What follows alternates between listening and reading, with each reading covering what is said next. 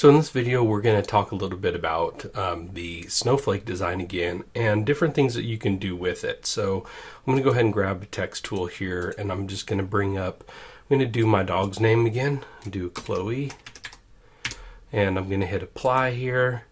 I'm going to find a font that I want to use. I think last time, I'm not sure which one I used, but it might have been like Rhapsody or something like that. Let me go ahead and just take a look here. That one worked pretty good, whatever one it was, for her name. So yeah, that one looks pretty good. So the question, that came up was basically how can you ensure that your pathing is done correctly or done well? And I'm just going to show you what you can do, how you can do it. It's not as easy because this is text, so there isn't a way to just select a start point and end point necessarily, but I'm going to just show you a few things here. So the first thing is I'm just going to come up here to my circle template, and I'm going to choose that I want to have 5 repeats here, and I'm just going to angle this.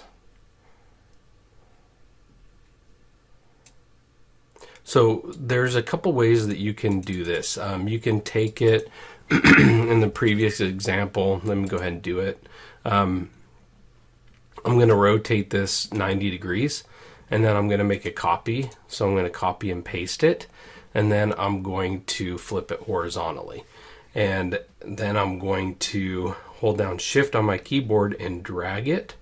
I'm going to drag it all the way off first, and then I'm going to drag it closer together so that those pieces kind of overlap each other, just like this. And at the same time, I can kind of angle these a little bit into each other. This isn't going to be perfect because it'll be a little bit different amounts, but I think it's going to look very similar right here. So one of the first things that you can do to get this to path a little bit better would be to select the first one and make sure it's sequencing from left to right, and then I can come to the next one over here, and I can come to this text extra and choose right to left and hit apply. So let's go ahead and just do a little slow redraw and see what this is doing. So you can see that starting right here, speed it up a little bit here. So all this is doing is saying that it's going to start on the left side of one, and it's going to start on the right side of the other. So technically that's going to get a little bit closer to each other. You can see right there that now it's going back the opposite way. Now the reason you'd want to do it at this point is because I'm going to go back into it after I make the snowflake, and I'll adjust it even more. But I need to get the initial things started where it's going up one side, down the other. Okay, so there we go. I'm going to select that, and I'm going to go to the circle template here, and I'm going to choose 5, and then I'm just going to play around with this rotate and get it kind of shaped into like a snowflake here.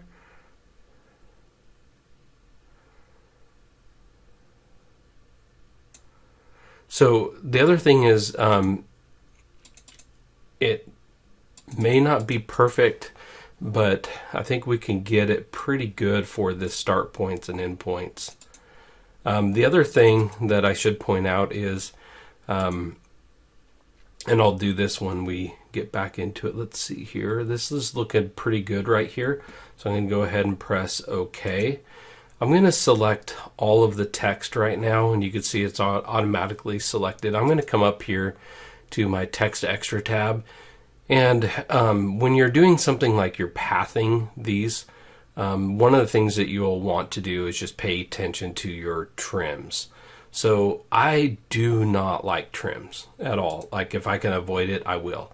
So what I'm going to choose on this one is I'm actually going to choose never really quick. And then I'm going to choose to just do it around a trim, even though I have it at never. And this is the closest point connection for this font. So I'm going to hit apply. And basically all I'm doing is telling it I don't want it to trim between each letter, because these letters are basically touching each other. So there's no reason to do the C, have it trim, then do the H. It just would be very inefficient. So that's one way that you can kind of change that. I'm just going to rotate it a little bit here, just by with everything selected, just clicking on this little rotate icon here. And so at this point, what I want to do is just take a look at this. This is the first one. This is the second one. This is the third, fourth, fifth, sixth, and then so on. You can see it goes in order. So one of the things that I will do at this point, this is a little bit cumbersome in a way. It's not too bad, but I'm going to select the first one, and I'm going to right click on it, and I'm going to choose to break up text. Okay, so I want you to see what happens in this sequence view over here. This is something that I do quite a bit. This is breaking it up to where it's no longer text and it's just a object for each letter at this point. And that's what you have to do if you really want to go into further editing of letters. And I do it quite a bit because I do want to get in and control start points and end points a little bit more than what the software will do by itself. So I'll just keep going here. I'm going to ungroup these really quick, and I'll select this one. I'll right click, break up text, and I'm just going to go one at a time here, and I'm going to break up the text of each one. And like I said, this takes a little bit of time. It's really not that much though. And then after I do this, I'm going to show you the next thing I'm going to do to make sure that these stitch out as efficient as they possibly can. The nice thing about breaking up text, as long as it's outline text, is that it does keep the letters like an entire letter together. Even if a letter is made up of multiple pieces, it will still kind of keep them together as a combined satin stitch. So just wanted to point that out. So now we have, this is the first one. It can start, it's technically going to start right here. It's going to end right here, and that's going to be closest to where that one, the next one starts. So let me go ahead and zoom in a little bit more so we can just see this a lot better here. So this one's going to start here, it's going to end there. This one's going to start next to it. All of these are going to be closest point connect. The one that I want to change is the first letter and the last letter of each word. Okay, so this one right here, it ends right there. I'm going to drag it over here so it's closest to where the next one is going to start. Because remember, this one's going left to right, this one's going right to left. So that's why we ended up doing it this way. So next, I'm going to select this one, and I'm going to make sure that the start point for it is right here, closest to where that one ends. And I'm going to keep the end point where it's at. I'm going to come over here to this C, and you can see that it ends right here and it starts right here. Well, I'm okay with it starting right there because it's closest to where that H is, but I want it to end over here where this other one is located. So let's go ahead and let's drag this up.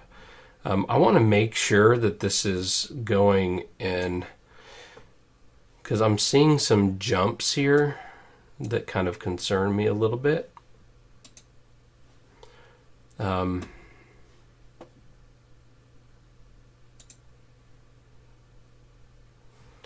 So let's see here. This one is going to end right here. This is the next one, and it's going to end right there. Start here, end there. So it looks to be good. I just wanted to make sure.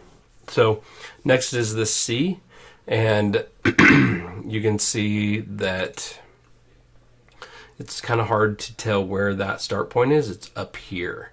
So I'm going to drag that down to over here, and I'm going to right click there, and I'm going to select this one. You can see it ends right there, and the next one's going to start right here.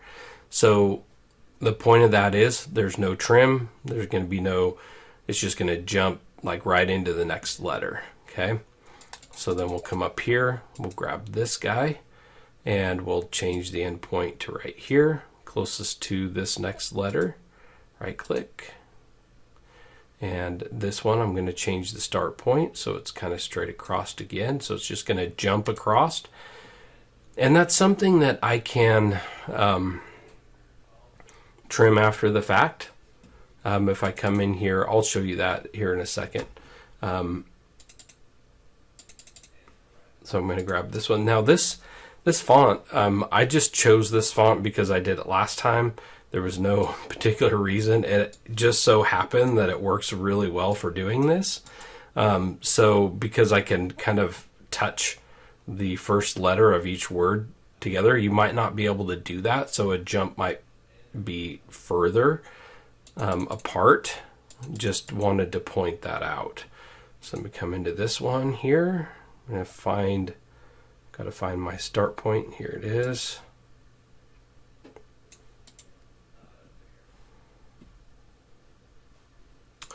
Come over here to this E. And I do need to just check this order again and the way it's stitching out.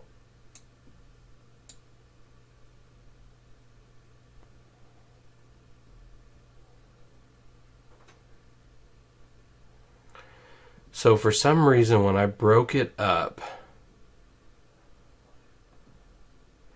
it changed the format.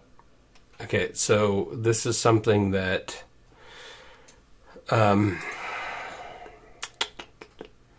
is a little bit frustrating because I had the other text going right to left. Let me go and just undo a few times here and just see if it was me that made a little bit of mistake there, and that very well could have been. Just give me a second here.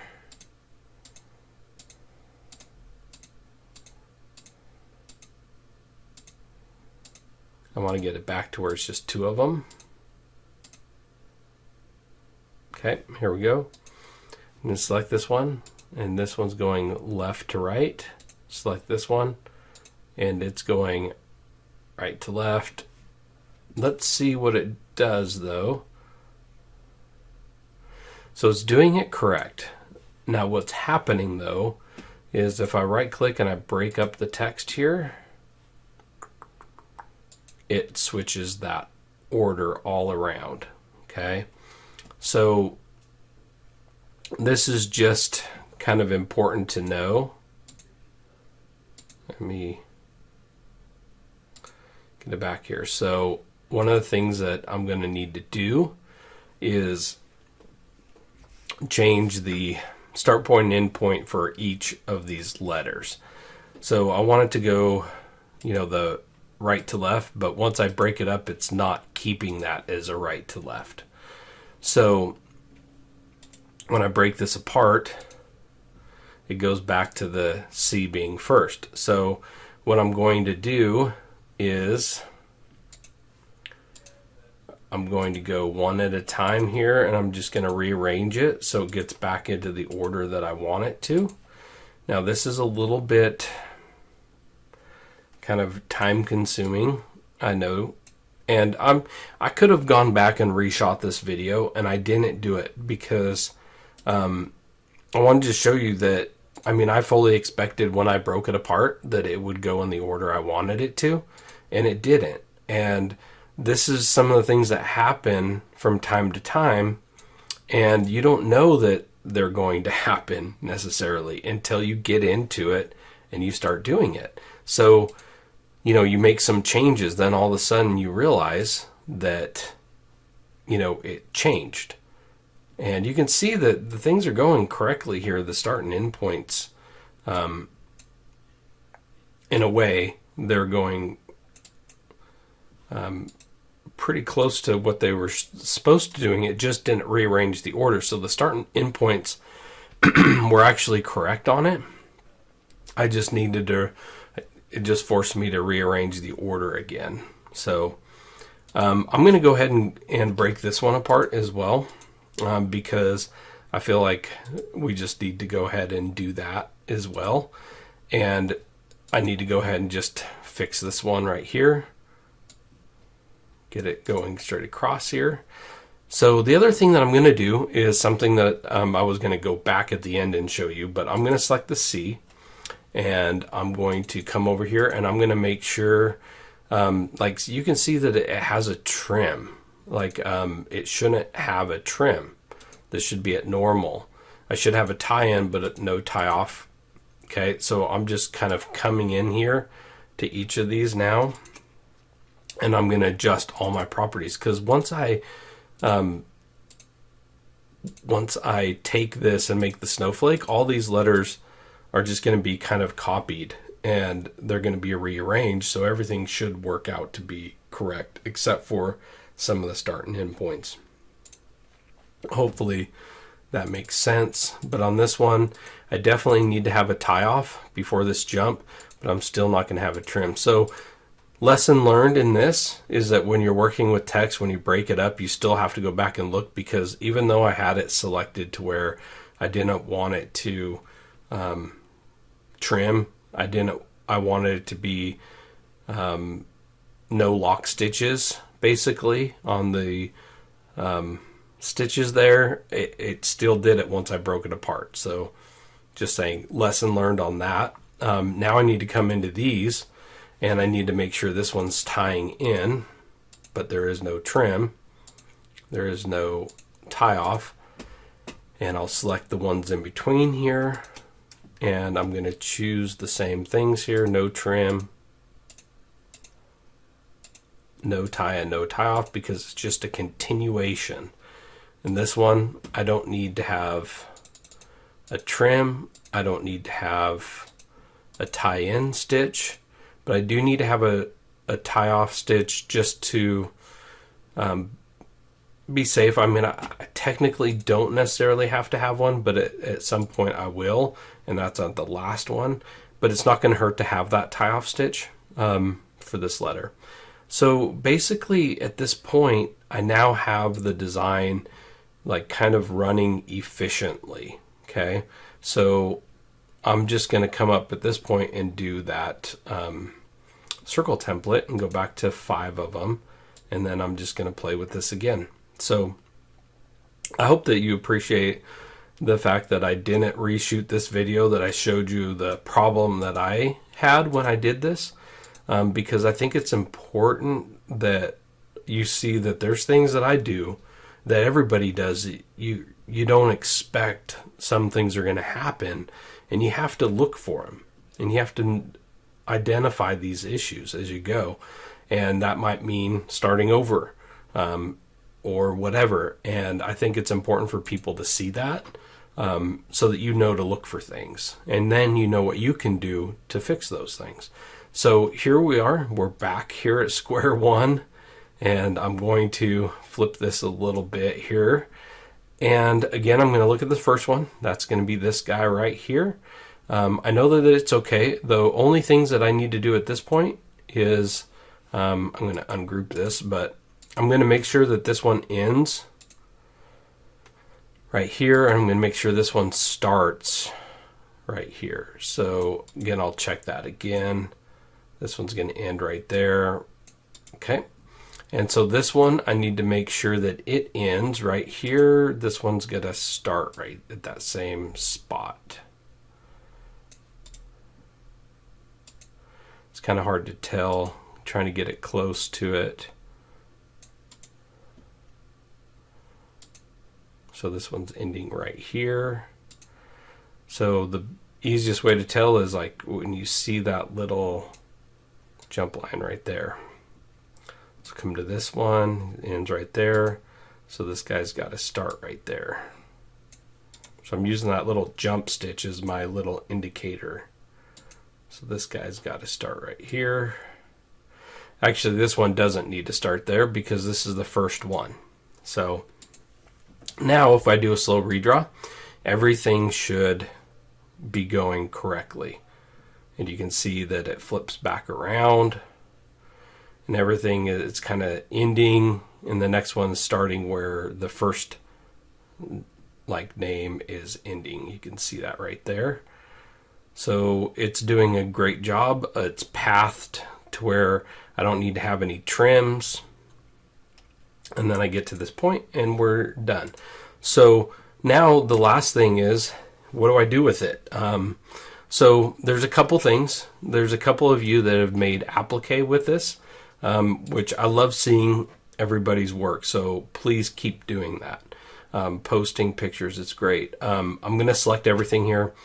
And the reason why I choose the snap control is because it actually creates, it throws it up at the top. It creates like a fill pattern, and it throws it up at the top, and I can convert it to whatever I want.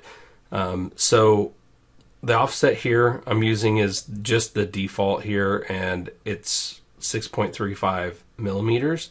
And here's the outlines here. That's what I do as an outline. And I can hit OK. And it's going to create that border for me. And it's going to throw it up at the very top. Okay. So this is perfect for a towel or anything with a nap. So if you're wanting to put this onto something that has, a nap to it, you want to utilize this, the nap control.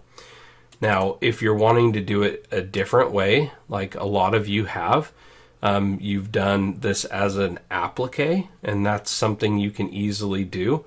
And you can just come down here and click on applique, and you can see that it creates that applique stitch. Now, I'm going to show you one thing here that I like to do.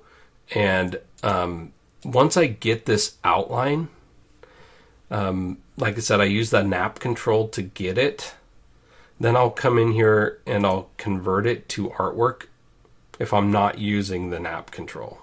So again, if I'm not using the nap control stitches, but I want this outline to work with something else, then I will just convert it to artwork. But before I do something else, you can see how jaggedy some of these lines are. I'm going to right click on it and choose Simplify Smoothen. So I'm going to click on Simplify Smoothen, and that's going to bring up this dialog box here. And you can like kind of drag these around, and it's going to update as you do it. And this is all about the curve precision and things like that. So if I come all the way over here, you just kind of look at these lines and kind of what happens. Like angle tolerance is a big one. For a lot of the pieces here, and distance tolerance, I'm just kind of bringing and dragging all these down, and I'm going to hit OK. You're going to just take a look at over here in this area. You can see that it smoothens this out quite a bit. If I click on the shape edit, you're going to see that there's not a ton of nodes here, but if I go to undo, which will take me back to the original, if I hit the shape edit, it still doesn't look too bad, but let me click. Just kind of softening these lines a little bit sometimes helps. So if I want to convert this over to applique, I can do that. And you can see already, I don't know if you looked at the other one, but this is actually cleaner in the way that it's generating that border. So that's just something to keep in mind. I like to do that extra step, and I'll just show you that again really quick. Taking it from this nap control, just selecting it, converting it to artwork, right click on that artwork while it's still selected, go to Simplify Smoothen, and drag all these over to the left and hit OK. That just smooths out that line. So the things that you can do here, again, if I take this one, and I'm just going to make a copy of it, and I'll create a new page and paste it. I'll take that first one here, and I'll select this border right here. And for this one, I'm going to choose like a auto lace. So I'm giving it an auto lace. I just feel like that is what a lot of you have done, and I really like that. it's just kind of fun to do. The next one is I'll come over to this one and I'll select just this artwork piece right here, and I'll choose applique for this one. So now it's an applique design. So I'm going to have a placement stitch, a tack down stitch, a border around here, and then I can stitch right on top of it.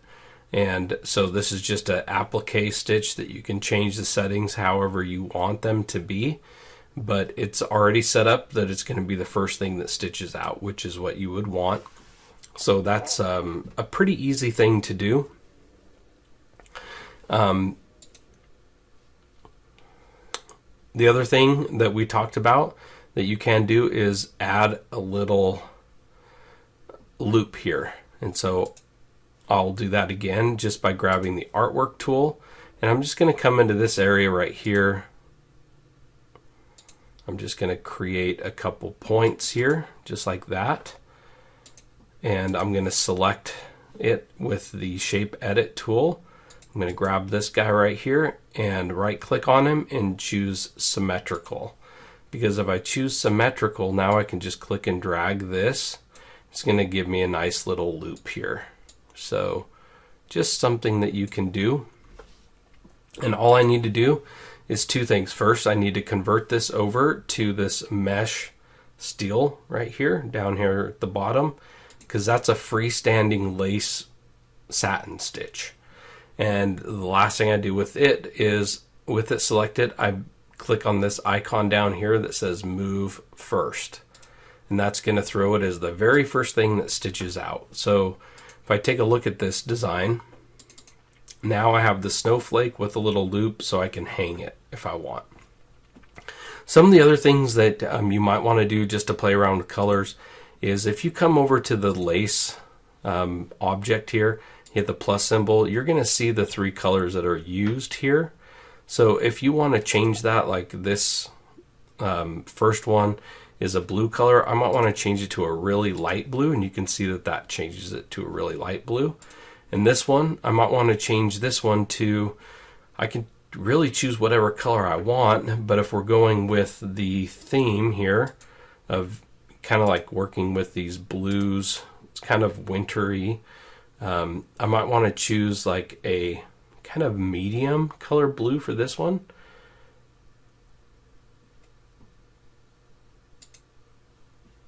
And then I might want to grab this last one here and choose a little bit darker of a color just like by clicking on it. And so you can see it's pretty easy to do. And I could even come back up to this first one here and I could make it maybe that light color as well. So you can see that I have that loop there. And just because I might want to take these letters here, and you could do whatever color you wanted. If I chose just that same blue color, it kind of blends in a little bit.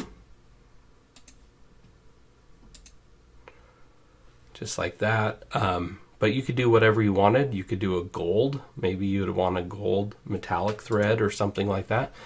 But you can see it's pretty easy to work with a design like this. The big thing is, at this point, making sure you have your little loop here, and then you have your lace pieces, and then you have the stitches on top of it.